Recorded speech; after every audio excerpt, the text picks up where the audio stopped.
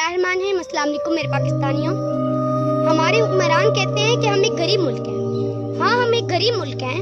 हमारी आवाम 70% हमारे जो आबादी है वो 2 वक्त की रोटी को तरसती है, तो हमें ये मानना पड़ेगा कि हम एक गरीब मुल्क हैं। जब IMF से कर्ज लेना हो, जब गरीब का आटा चीनी पेट्रोल महंगा करना हो, जब बजट में गरीब के मुंह से आखिरी नवाला छीना हो, तो हमें ये मानना पड़ेगा कि हम एक गरीब मुल्क हैं।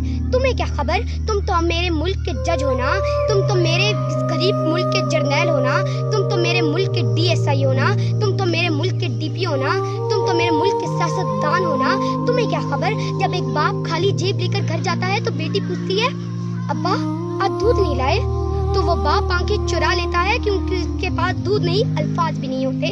तुम्हारी तो लाखों में तनख्वाहें, तुम्हारे बिजली पेट्रोल गैस पानी सब कुछ मुफ्त, नौकर चाकर सब कुछ फ्री, और उधर देखो तुम एक गरीब मजदूर जिसकी 1000 रुपया तनख्वाह, जिसके अंदर स्कूल अपने बच्चे की स्कूल की फीस भी, दवाई भी, राशन भी, किराया भी, लेकिन वो फिर भी आज जिंदा है क्योंकि वो मरने का खर्चा भी नहीं उठा सकता।